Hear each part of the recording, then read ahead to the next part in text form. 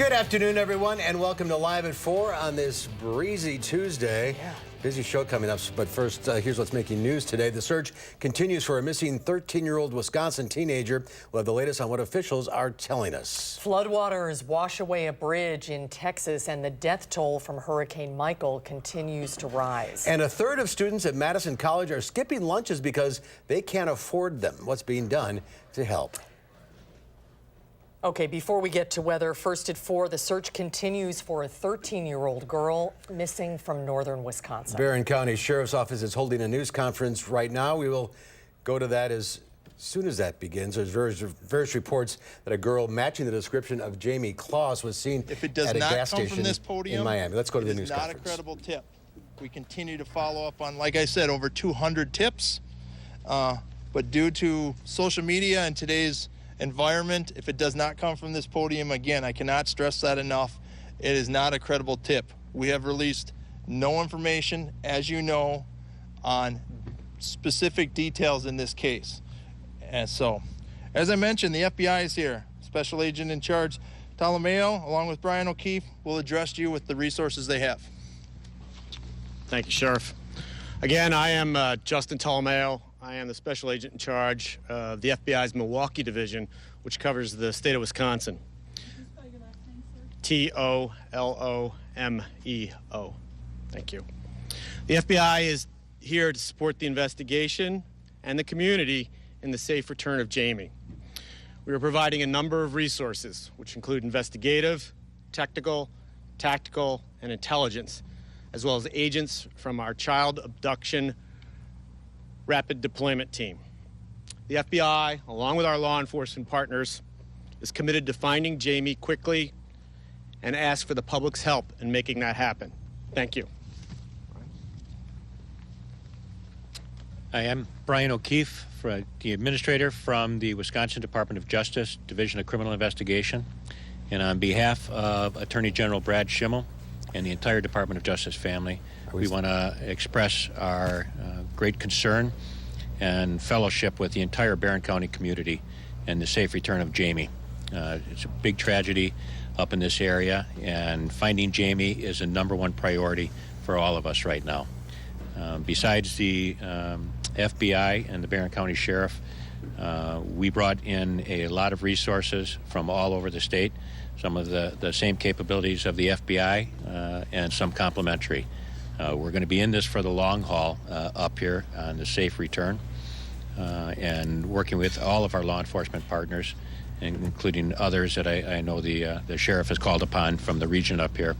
We're hoping for a rapid conclusion to this, but we will be here for the long haul. And it's O''KEEFE. And we did have a couple inquiries regarding our Amber site. We had 30,000 hits simultaneous yesterday. That's really a good thing, that people are out there and they're listening to what's going on with the Amber Alert system. I really appreciate that. But if you need more information on that, please look at the Amber sites that are out there. And as the sheriff said, the information that's coming from this podium has been vetted. Other stuff that's been out there, even from around the country, has not been vetted, so please be cautious with that. So just on the Amber Alert, we had been told earlier today that you needed a vehicle and a suspect description to actually put one out. Was this case considered such a priority that you shirked some of those rules? It's exactly what it was.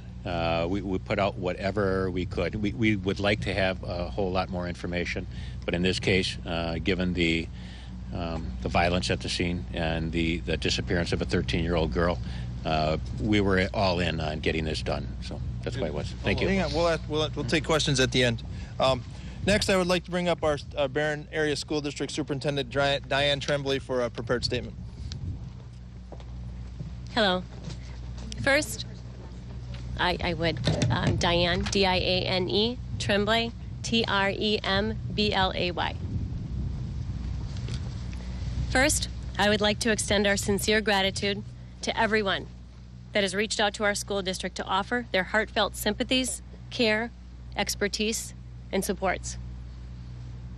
We've had full communication and assistance from our local, state, and federal authorities, from our families, community members, area school districts, our church parishes, Barron County Health and Human Services, the Wisconsin Department of Justice, and many, many others.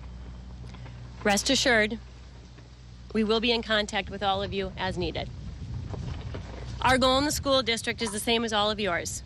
We want to see Jamie safe and back in our hands. Jamie is a sweet, quiet girl who is a loyal friend and loves to dance. She is a runner on our cross-country team and a wonderful addition to our Barron Area School District family. A teacher just recently shared this with me about Jamie.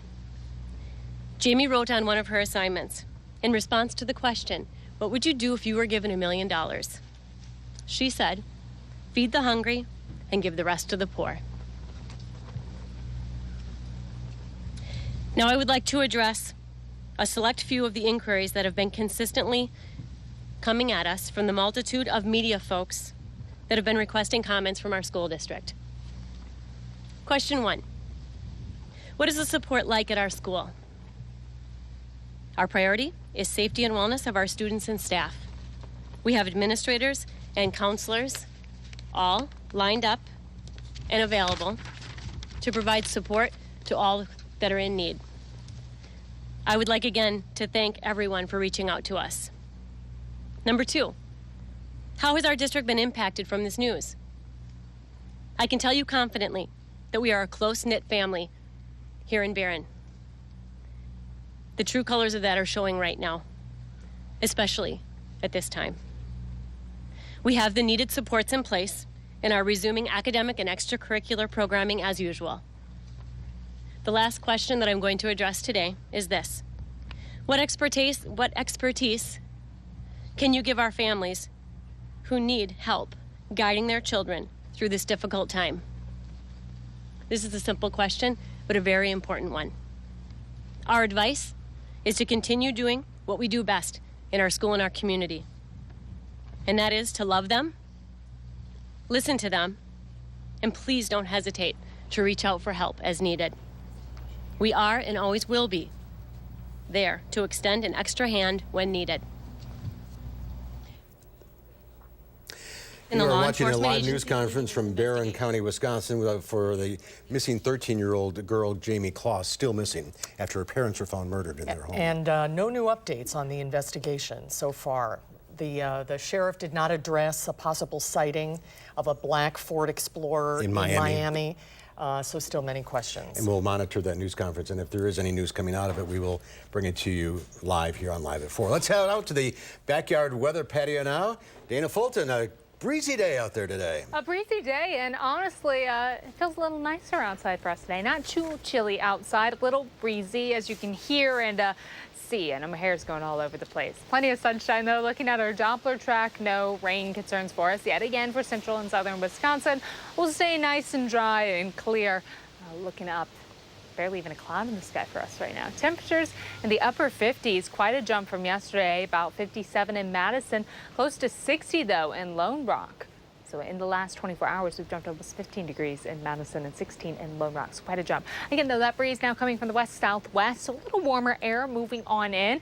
It's about 12 miles per hour in Madison, but closer to 24 towards Monroe. So our sustained wind speeds have jumped up quite a bit. Our wind gusts even higher than that. The cooler air is off to the northwest for us right now. It's not really going to shift in until we get overnight and into tomorrow. Tomorrow, notice a lot of sun, and it is going to be cooler yet again. Just kind of up and down for the last few days and for the next few. Temperatures in the morning starting off close to freezing and then sunny in the afternoon, but only climbing to the mid to upper 40s for us throughout Wisconsin. We will take a closer look at that forecast as we head through the middle of October now, marching towards the end in just a few minutes. But first, I want to check out what's going on the roads. Our first alert traffic update right now. A lot of green, which is good news. No accidents to report or any major incidents on the roadways. Just a little bit of construction still, of course, on 39. Busy at work, and of course, I'm sure anyone outside working today was quite grateful for the dry weather and the sunshine. The 12 and 39 interchange all green currently.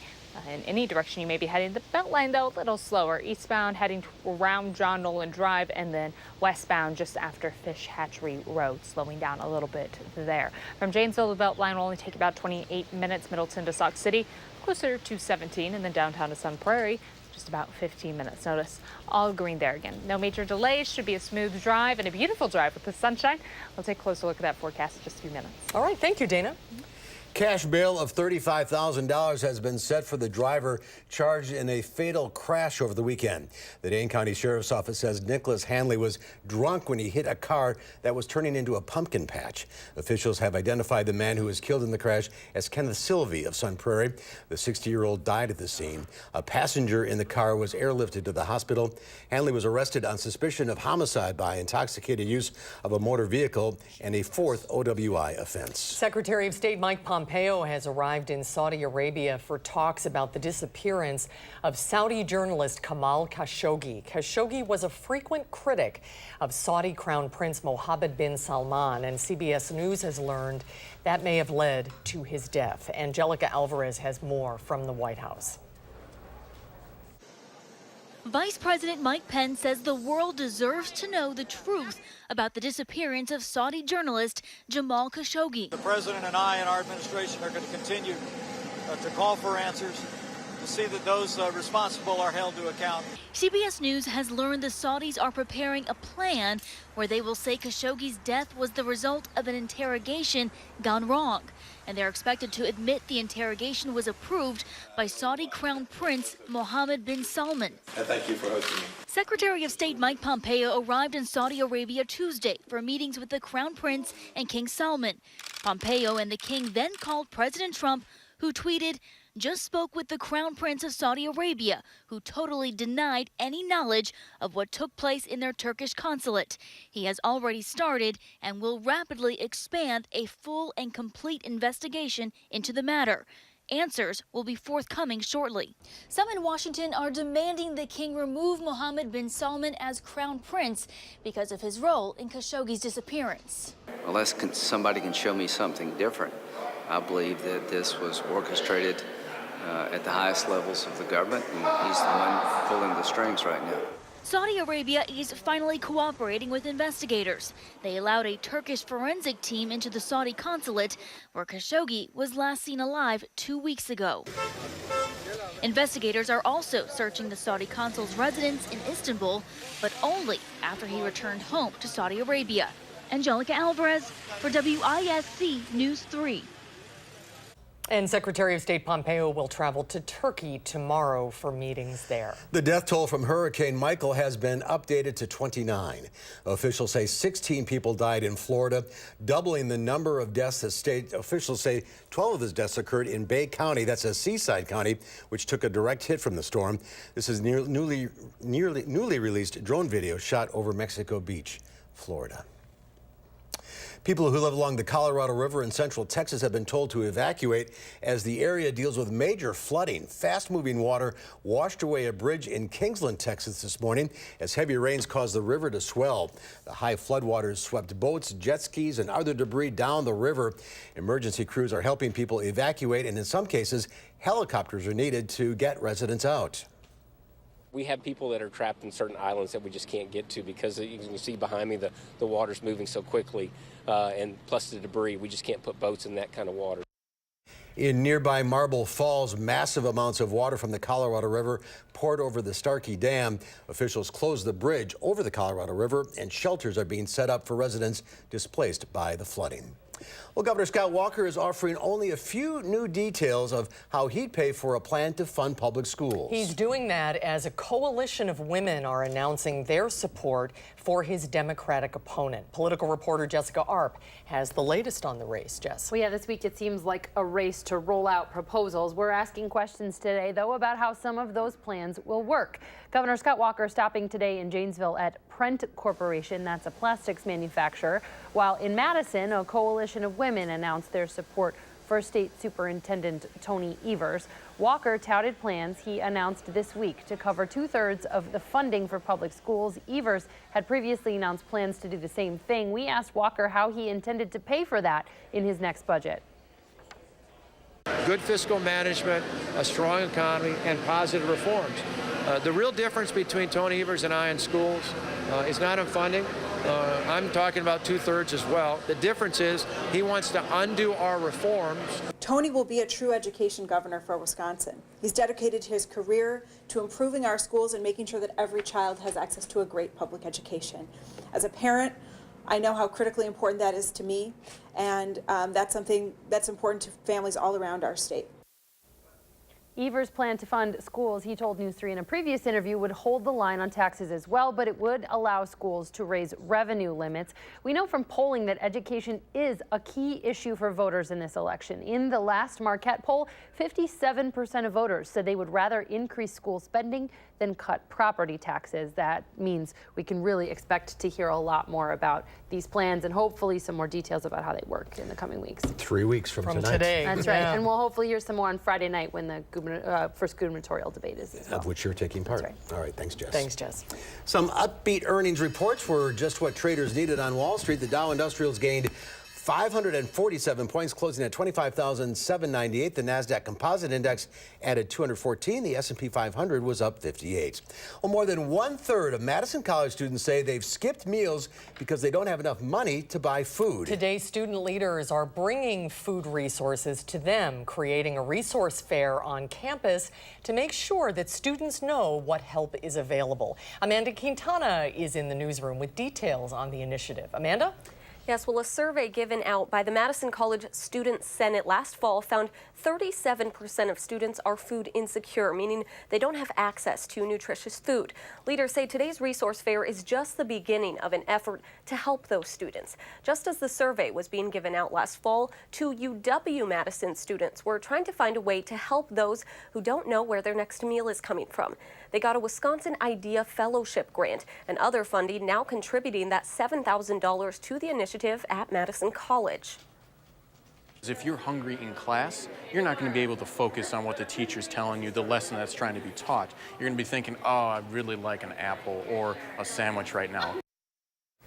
The Student Senate hopes by getting people the help they need, they can be more successful students. Second Harvest, River Food Pantry, and Willie Street Co-op are some of the organizations that gave out free food and details on their programs today. Students tell me at first hearing more than 1/3 of their student body is struggling was shocking, but they say it's an invisible problem and it's a common across college campuses.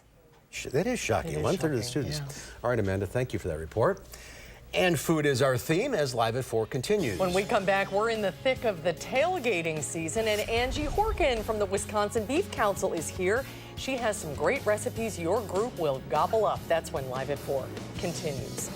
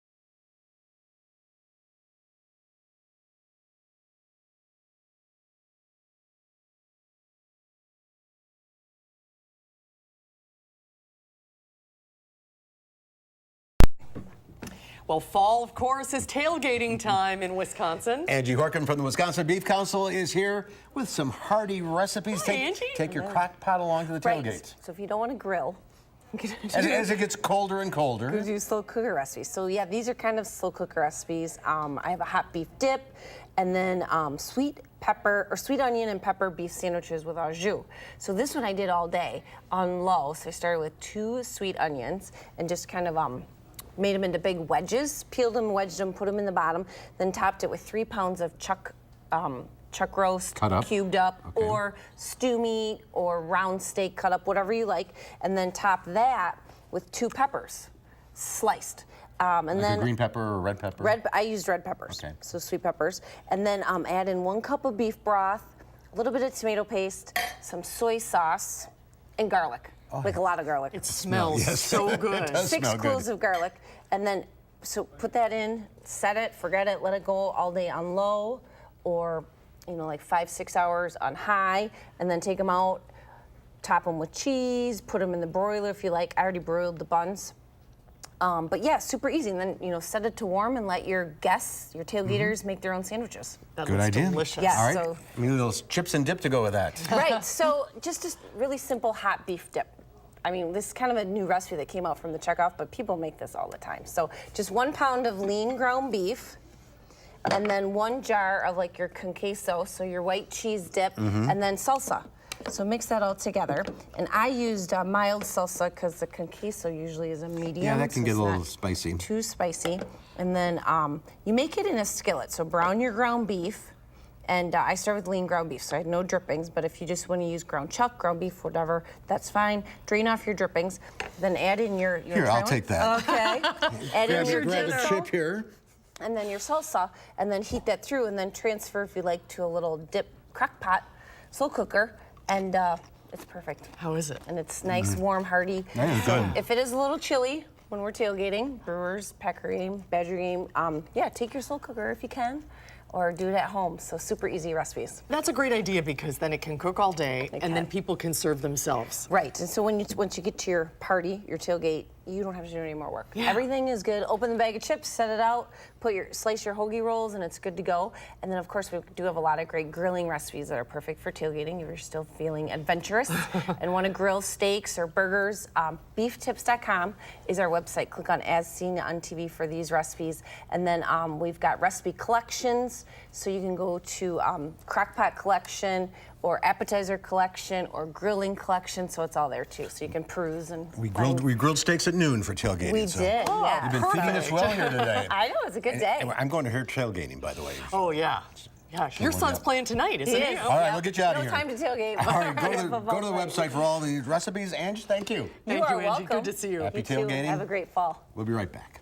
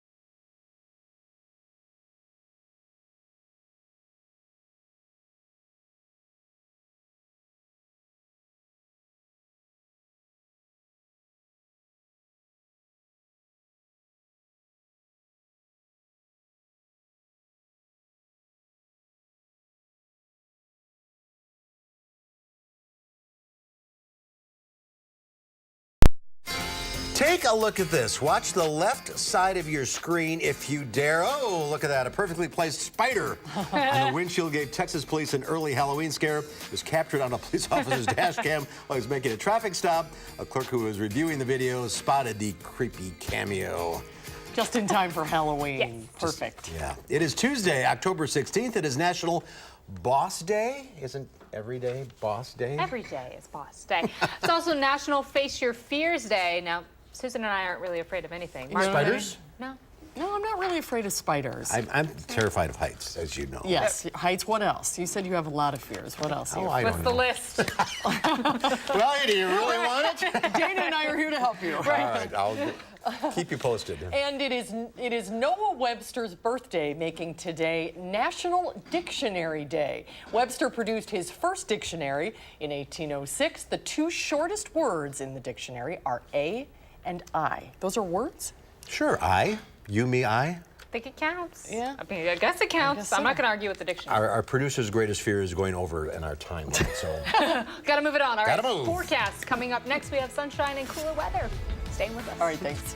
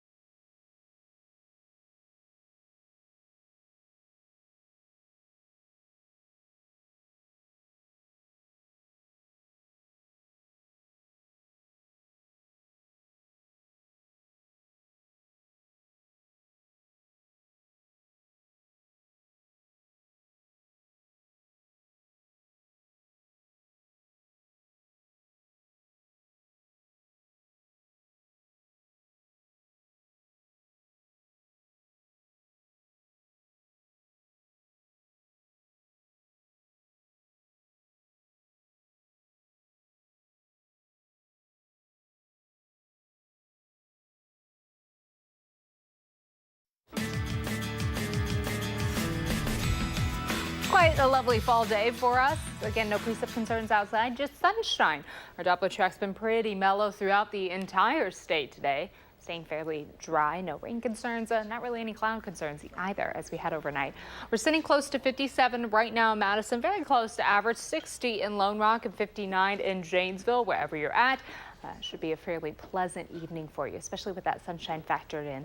And it's quite a jump from where we were at about 24 hours ago. This time yesterday it was 15 degrees cooler in Madison and about 16 degrees cooler in Mineral Point. So that's a significant jump, especially this time of year. We're talking almost to freezing, or we're in the safe buffer zone. Wind speeds for us coming from the southwest at about 12 miles per hour. Madison closer to 21 though in Monroe and 20 in Janesville. So it does feel breezy and windy outside, but not much of a wind chill to factor in. Still feels like what it is outside since it is that warmer air moving in, enough to warm us up just a little bit. And this month so far, we spent most of it a little below average, but overall we're still just slightly above where we should be as far as our averages go. That really helps, of course, with the 9th and the 8th there, jumping so high above average. But we've been on a little bit of a cool trend. Today it looks like we're going to stay below average, and then certainly as we head towards the end of next week, or the end of this week and into next week, things are going to stay pretty cool. We have this mild trend for us today in front of our cold front. Behind that front that's sliding through overnight, not bringing any moisture, just some cooler air as we head towards the end of the week. That front continues to slide southeast. No threat for any storms, just a bit of a chillier day as we head to Wednesday.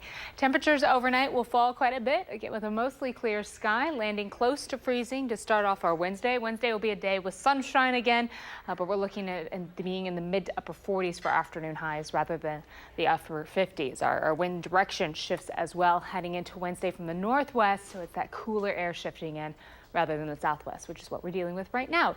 And then as we head into Thursday morning, another chilly night in the upper 20s, close to 30 for us in Madison by around 7 o'clock Thursday morning. Southwest breeze coming through, and that's when we'll start to warm up heading towards the end of the week. 54 our high in the afternoon on Thursday. Right now, beautiful fall day, very pleasant outside. Get outside if you can. You can see the fall colors right now downtown. A pretty mellow day, just a little bit of a breeze again, and you can see that along the lakes.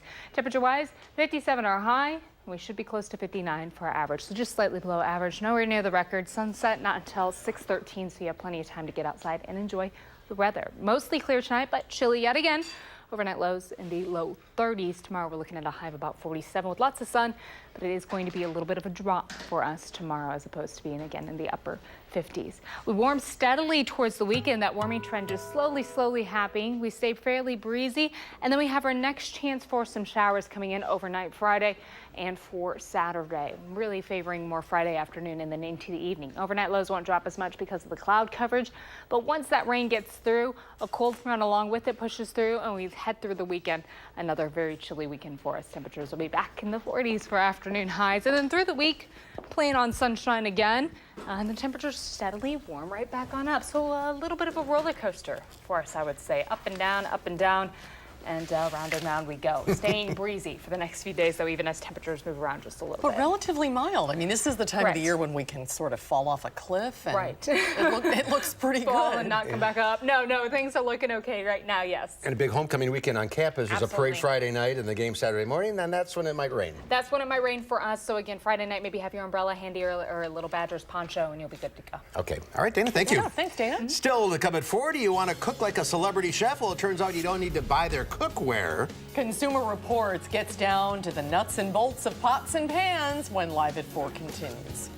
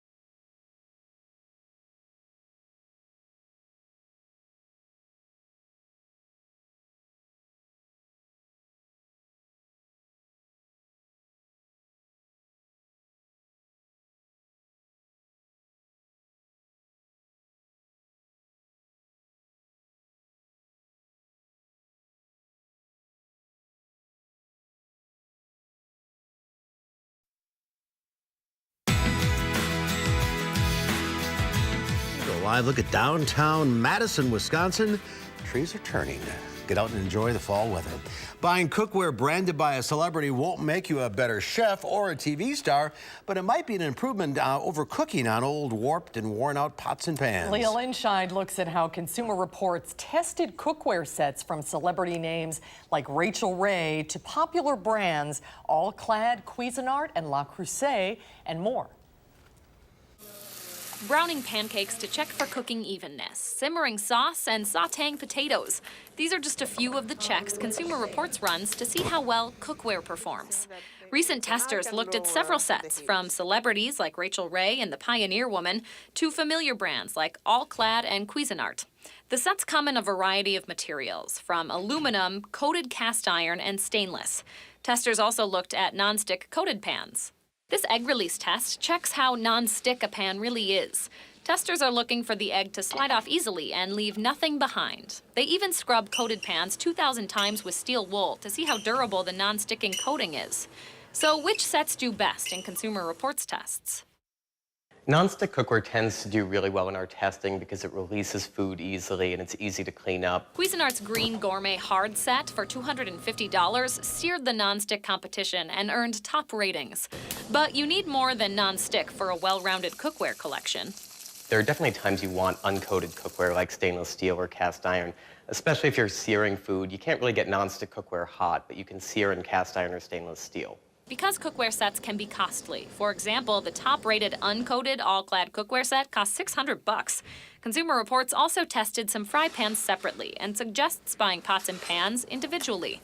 Top scores for individual fry pans went to this $115 All-Clad tri-ply stainless steel fry pan. And for non-stick fry pans, consider Red Copper Non-Stick, a best buy for $20. For WISC News 3, this is Leah Linscheid. $115 for a pan? Yeah, that copper pan, my son in college uses that every day. He swears by We have it. those infomercials on all the time. They must be good. He makes grilled cheese, he says. Consumer Reports says it's also important to choose the right cookware for the type of range you have. For smooth top ranges, look for a cookware with a disc base, a dead flat surface fused to the bottom. And for gas ranges, skip the disc bases and opt for solid metal with the same thickness throughout.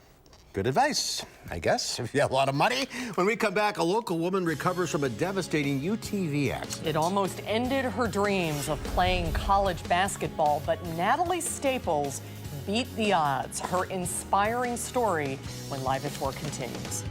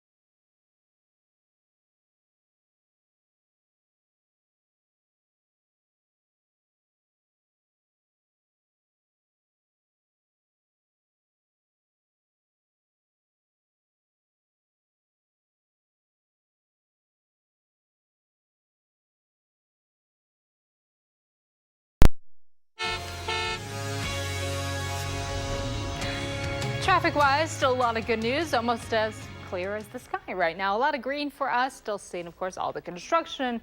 May get a little bit of a slowdown there, but no big major concerns for us right now. Still not seeing any accidents. 39 all the way through 12. Any direction you're traveling, a lot of green things seem to be going along fairly smoothly. Now, the Beltline still a little backed up eastbound and westbound now, slowing down a little bit along the major interchanges, but things, again, moving at least. Not too stopped for us. And no accidents. Verona and Middleton also looking pretty good. Janesville, the Beltline still take you 28 minutes, 21 from Middleton to Sauk City. Just a little slower than what we saw about 20 minutes ago, but downtown to Sun Prairie, only 17 minutes. So you should have a fairly smooth drive wherever you're heading home. Of course, if you're heading westbound, you definitely will need the sunglasses for your commute back home this evening. All right, Jenna, thank you. After a social media outcry, Apple changed the design of its bagel emoji. The controversy erupted when Apple put out an emoji depicting a rather plain-looking bagel without cream cheese. OMG, says the internet. Apple finally relented, releasing an updated emoji depicting a doughier bagel with cream cheese. So now Apple can join the ranks of presumably acceptable bagel designs from Google, Microsoft, Samsung, and Twitter. I love that bagel gate. Bagel That's gate. funny. Well, on the more serious note, ATVs and UTVs are a big part of life in Wisconsin. We're sharing a powerful story that is also a bit of a warning from a local woman who is rebuilding her life after an accident with one. They are fun, and it's a growing sport in our state. All-terrain and utility terrain vehicles are more popular than ever.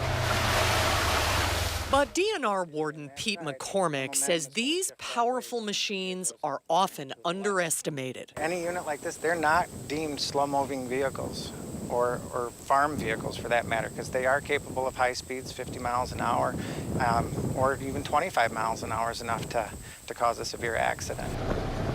It was August 2nd of 2010. Beautiful, beautiful day. Natalie Staples was 15 and a standout basketball player at Middleton High School when she invited some friends to take a ride on her family's Polaris Ranger. How accomplished a driver were you? Very. I mean, we got that when I was, I think, 8 or 9, and I started driving it probably 11, 12 years old when it's legally allowed to drive, and I was 15. So we were just driving down the road, and we hit a patch of gravel, and the Ranger had flipped onto its left side. So when it flipped, everybody had fallen off, except I had fallen down with it, and my left arm was crushed under the roll bar. I was screaming my arms off, because there was just a big hole where my arm used to be. And I had to pick my arm up off the ground, and I just tucked it into my stomach, and I looked at my little sister, and I said, I'm fine, turn around and go walk away, please. One of Natalie's friends ran a quarter-mile back to the house to get her dad. My dad had taken his 2 hands and grabbed around my arm and basically stopped the bleeding. So my dad basically saved my life.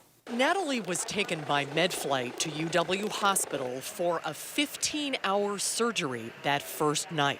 They did lose me during that surgery, so they had to shock me, bring me back, and they came out to my parents and kind of basically said, yeah, she's not gonna make it if we try to repair this arm. And my mom and dad literally ripped up the paperwork and said, she is 15, you need to give her a chance. The average person might not make it through. She is not the average person. Dr. Michael Bentz is a plastic surgeon at UW Hospital. He's been with Natalie through 35 reconstructive surgeries. Drive, spirit, focus, intensity, resolve, the things that make someone a successful athlete, make them a successful patient. Can you show me your arm? Yes, yep.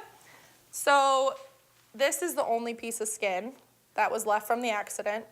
So basically, it was like somebody took a big bite out of my arm. So all of this was completely crushed, ripped out. There was just a giant hole. But you have full feeling in your hand Yep. and feeling in your fingers. Yes, so I can move, you know, some people who haven't met me, like who didn't know me before the accident, would have no idea. You did play basketball again. Yes, I did. I had to learn how to dribble basically all one-handed and learn how to do it behind the back one-handed and between the legs one-handed. But you were good enough to play in college. Yeah, I guess so. I found a lot of success in high school, which led me to be able to play college basketball at UW-Platteville. Have you been back on an ATV? I have driven the Polaris Ranger, actually. What it was it like? Very tough. I was very emotional. It was my dad and I up at our cabin. It took quite some time to get me back on. Today, Natalie is 23 and working full-time as a nanny for 2 active little boys. She is still facing more surgery, but looking forward to the future. I think everything that went wrong for the right reasons and went the right way eventually. That I think I am who I was going to be, whether this happened or not, but I think my mentality about life is much different. Isn't she amazing? Yeah, She's she is so remarkable. positive. She is actually coaching basketball now and hoping to do some motivational speaking, and maybe eventually she'd like to write a book as well. We have a lot more information, by the way, about ATV and UTV safety on our website, channel3000.com. You know, she did everything right. She was wearing her seatbelt. And freak accidents can still happen. Yeah, they certainly do. But she was a fighter, and she's got a bright life in front of her. Yes, she does. Good job, Susan. Thank you. We'll be right back with a final check of your forecast.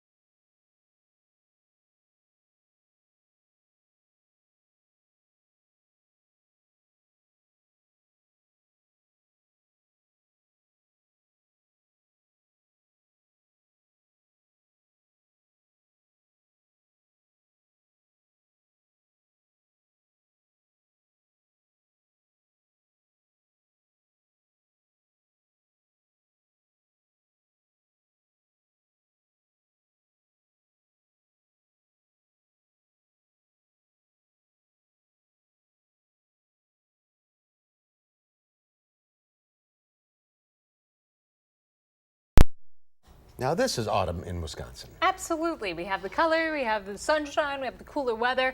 Today pretty close to average. Tomorrow, though, do plan on a cooler day. Temperatures yet again starting close to freezing, but rather than climbing up to the upper 50s like where we're at right now, we will be in the upper 40s as we get into our Wednesday. Still pretty autumn-like, not too chilly just yet, but Normal highs like 58, 59? closer to 59. Yep, Okay. not bad. So yeah, we're close enough. Thank you, Dana. We'll be right back.